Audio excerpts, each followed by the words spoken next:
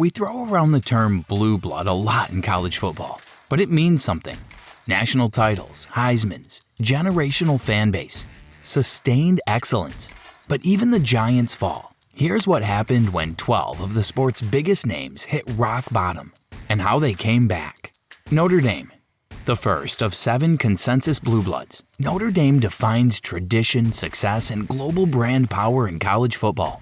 Notre Dame is college football royalty, with 11 claimed national titles, 7 Heisman winners, and unmatched visibility, dating back to the days of Knute Rockne and the Four Horsemen. The Fighting Irish have built a legacy few can rival. From Frank Leahy in the 1940s to Lou Holtz in the late 80s, they were not just dominant, they were the face of the sport. But in 2007, the Irish hit a wall. Charlie Weis, coming off back-to-back BCS appearances, oversaw a complete collapse.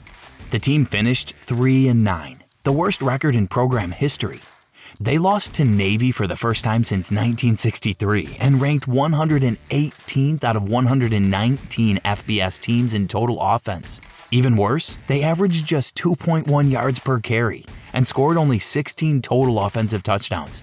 Notre Dame had gone from playoff hopeful to national punchline in one season. The turnaround began with Brian Kelly, hired in 2010. After rebuilding the culture and roster, Kelly led Notre Dame to a 2012 BCS title game appearance, 3 college football playoff berths, and double-digit wins in 5 of his final 6 seasons. Though national titles remained elusive, Kelly restored Notre Dame to consistent national relevance, paving the way for Marcus Freeman to keep the program in the national spotlight. Alabama. Another cornerstone of blue blood tradition, Alabama has set the bar across multiple eras, from Bear Bryant to Nick Saban. Few programs embody dominance like Alabama, with 18 claimed national championships, 4 Heisman winners, and an SEC legacy that stretches from Wallace Wade to Bear Bryant to Nick Saban. The Crimson Tide are both historically and culturally elite. Their blend of Southern pride, recruiting power, and title-laden trophy cases defines what a blue blood is. But in the early 2000s, Alabama lost its identity. In 2003, under head coach Mike Shula, Alabama endured a 4-9 season, one of the program's worst ever by record. They did go 0-10 back in 1955, which is their only winless season on record. But the 2003 Tide were saddled with NCAA sanctions stemming from a booster scandal, and with its relative recency, is seen as the ultimate collapse of a program that's used to major year-over-year success. Between 1997 and 2006, Alabama cycled through 4 head coaches and failed to win more than 10 games in any season. The dominance was gone, replaced with dysfunction and mediocrity. That all changed in 2007 when Alabama made the bold move to hire Nick Saban. After an initial 7-6 season, Saban flipped the roster and culture. By 2009, Alabama won a national championship. Over the next 15 years, the Tide claimed 6 titles, produced dozens of first-round NFL picks, and returned to being the most feared program in the country. Alabama didn't just bounce back. They redefined the modern blueprint for success. Ohio State, the third of the core blue bloods. Ohio State is synonymous with consistency, from Woody Hayes to the present day. Ohio State has long been a standard bearer for sustained excellence, with 8 national championships, 7 Heisman winners, and a place near the top of nearly every all-time win and AP poll metric. The Buckeyes have dominated the Big Ten and remain nationally relevant in every era. From Woody Hayes to Jim Tressel, Ohio State rarely misses a beat. But in 2011, the Buckeyes lost their grip. Following the fallout from the Tattoo-Gate scandal where players traded memorabilia for tattoos, head coach Jim Tressel resigned, and interim coach Luke Fickell inherited a fractured roster. The result? A 6-7 finish. The program's first losing season since 1988. Ohio State lost to both Michigan and Florida, bookending a season full of on-field struggle and off-field distractions. For a program built on structure, it was a year of disarray. The rebound was swift. In late 2011, Ohio State hired Urban Meyer, fresh off 2 national titles at Florida. Meyer went undefeated in 2012 and by 2014 had built a roster strong enough to win the first ever college football playoff national title, powered by a third-string quarterback. The Buckeyes have remained a playoff fixture ever since, never finishing lower than second in the Big Ten East during Meyer or Ryan Day's tenures. Michigan. The 4th blue blood on the list, Michigan is college football's winningest program. with unmatched tradition and identity. Michigan sits atop the all-time wins list with over 1,000 victories, a dozen claimed national titles, and 3 Heisman winners. From fielding Yost's point-a-minute teams to Bo Schembechler's 10-year war with Ohio State, the Wolverines have always been one of the sport's central pillars. Their winged helmets and 100,000-plus strong crowds at the Big House define college football's visual identity. But the post-Lloyd Carr era was filled with turbulence. In 2008, under new head coach Rich Rodriguez, Michigan suffered its first-ever 9-loss season, finishing 3-9. The team was plagued by a mismatch between Rodriguez's spread offense and the pro-style roster he inherited. For a program built on defense and tradition, it was a complete identity crisis. Recovery took longer than fans hoped. After a failed stint by Brady Hoke, Michigan hired alum Jim Harbaugh in 2015. Though initial seasons brought stability, it wasn't until 2021 that Harbaugh finally broke through, winning the Big Ten and beating Ohio State for the first time since 2011. Michigan followed it up with 3 straight playoff appearances and a national championship in 2023, fully restoring its place atop the college football hierarchy. Quick pause. We hate interrupting the flow, but dropping a like, comment, or subscribing really does help more than you'd think, and helps me to keep making videos like this for true college football fans. Now back to it. Oklahoma. 5th in the group of 7 consensus Blue Bloods, Oklahoma has produced elite football across multiple eras. From Bud Wilkinson to Lincoln Riley, Oklahoma's case as a blue blood is rock solid. 7 national championships, 7 Heisman winners, and the longest winning streak in FBS history at 47 games. They've dominated the Big 12 for decades and are one of the few programs to remain nationally relevant in nearly every decade since World War II. Their ability to reload under coaches like Barry Switzer, Bob Stoops, and Lincoln Riley made them a model of consistency. But the 1990s told a different story. Following Switzer's resignation in 1988 amid NCAA investigations, Oklahoma cycled through 3 coaches in a decade of turmoil. The low point came in 1997 under head coach John Blake. That team finished 4-8, their second straight losing season and the third in 4 years.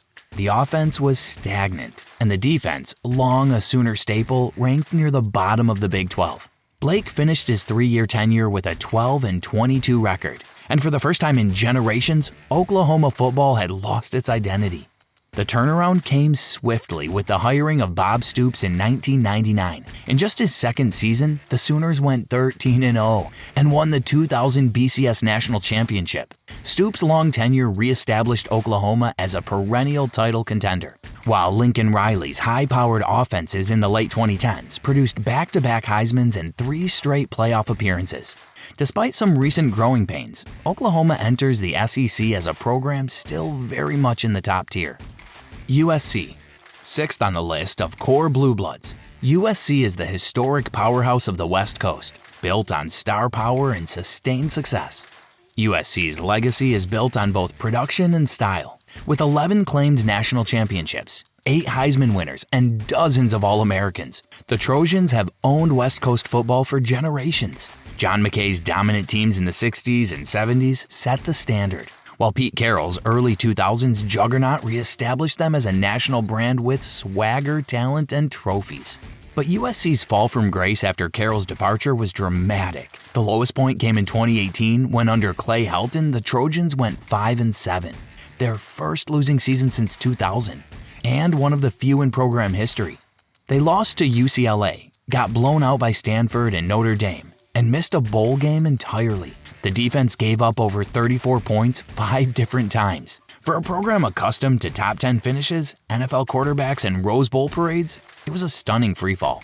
USC's path back has been winding, but in 2022, they made a massive swing by hiring Lincoln Riley and bringing in Heisman winner Caleb Williams. The offense quickly became elite again, and USC returned to national relevance with an 11-3 season.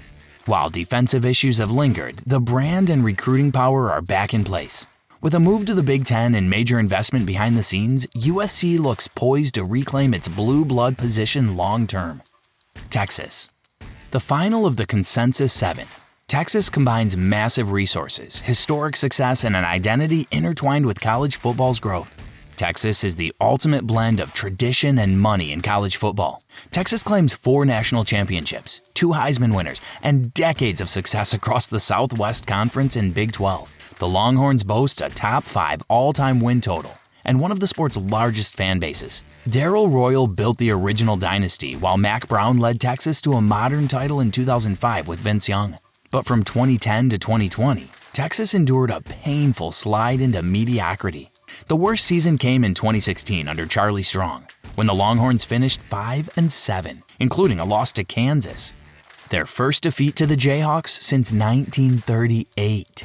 Strong's tenure, intended to modernize the program, resulted in 3 straight losing seasons and a complete disconnect between talent and results. Texas consistently recruited in the top 10, yet couldn't finish above 500. The climb back began with Steve Sarkisian's hire in 2021 and a focus on roster discipline, recruiting consistency, and staff overhaul. After a 5-7 first season, Sark guided Texas to an 11-2 record and Big 12 title in 2023. Capped by a college football playoff semifinal appearance. With Arch Manning waiting in the wings and a transition to the SEC, Texas has fully reinserted itself into the national championship conversation. Nebraska. The first of 5 programs in the second-tier blue blood conversation, Nebraska was once the most feared program in America, but hasn't been the same since the early 2000s. Nebraska was college football's most consistent powerhouse from the 1970s through the 1990s. Under Bob Devaney and Tom Osborne, the Huskers won 5 national titles, including 3 between 1994 and 1997. They dominated with physical line play, a punishing run game, and elite defense. At their peak, Nebraska won 9 or more games for 33 straight seasons, an NCAA record.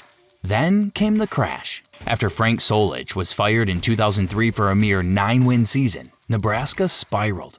The lowest point came in 2022 when the Huskers finished 4-8, marking their 6th straight losing season. They lost to Georgia Southern at home, which ultimately got Scott Frost fired just 3 games into the season. From 2017 to 2022, Nebraska went 23-45, often losing close games and failing to develop quarterback play, a sharp contrast to their dominant history. The rebuild effort is now in the hands of Matt Rhule, hired in 2023. Known for turning around Temple and Baylor, Rhule's first 2 seasons have been rocky, but they've shown promise in culture and recruiting. Nebraska remains one of the few programs with a top 10 all-time win total, a loyal national fan base, and elite facilities. The foundation is still strong, but the road back to national relevance feels longer than it's ever been. Penn State. Second in the second-tier group, Penn State holds a proud independent legacy and Big Ten presence, built on decades of stability under Joe Paterno. Penn State spent much of the 20th century as the Northeast's premier football power, with 2 national titles, 1982 and 1986, consistent AP poll finishes, and a reputation for player development and discipline. The Nittany Lions carved out a national identity as an independent before joining the Big Ten in 1993. Joe Paterno coached the program for 46 seasons, bringing both tradition and scrutiny. But the school's darkest football moment came off the field. In 2011, amid the fallout from the Jerry Sandusky child abuse scandal, the program collapsed in both reputation and record. Paterno was fired mid-season. The university was rocked by criminal investigations, and NCAA sanctions included a 4-year bowl ban, scholarship reductions, and a vacating of wins from 1998 to 2011. The 2012 team, led by Bill O'Brien, opened the season 0-2 and finished 8-4, a symbolic victory amid the chaos. But the years that followed saw 2 more 7-6 finishes and a lingering identity crisis. Penn State's true resurgence began under James Franklin, who took over in 2014. After early struggles, he led the Lions to a Big Ten championship in 2016 and multiple top 10 finishes. The program now recruits at an elite level and remains a consistent playoff contender, proving that even after scandal and sanctions, Penn State football could find its footing again. Miami. The third new money blue blood candidate. Miami dominated the 80s and early 2000s with swagger, speed, and a ruthless winning culture. Miami burst into the national spotlight in the 1980s, winning 5 national titles between 1983 and 2001, and producing a pipeline of elite NFL talent. Known for their brash attitude, pro-style athletes, and big game pedigree, the Hurricanes became the sport's ultimate disruptor. Under Jimmy Johnson, Dennis Erickson, and later Larry Coker, Miami went from independent upstart to dynastic force. But since the mid-2000s, the Hurricanes have floundered.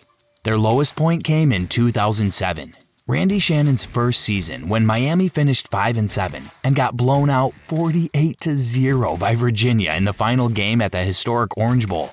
The program cycled through coaches and failed to win more than 7 games in 5 of the next 6 seasons.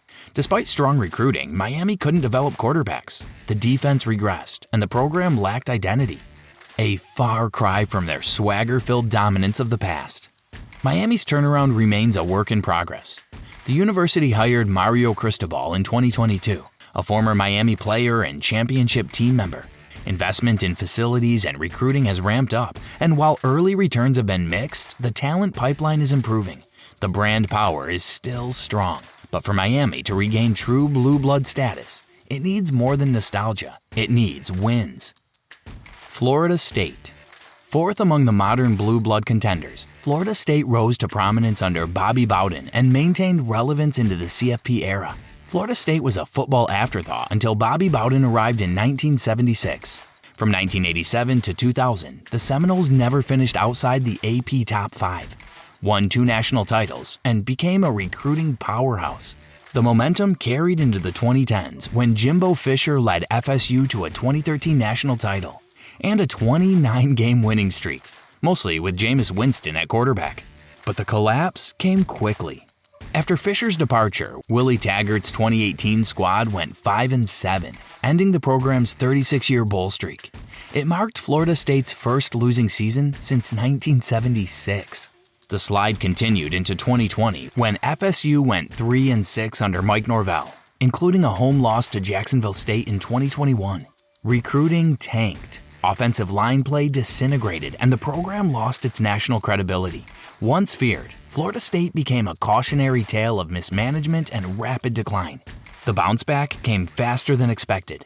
By 2022, Norvell had righted the roster and culture, and in 2023, FSU went 13-0, won the ACC, and was controversially snubbed from the college football playoff. The program's return to double-digit wins, elite defense, and top-tier recruiting shows that Tallahassee is once again a national contender, and potentially a sleeping giant finally coming back from the brink. LSU.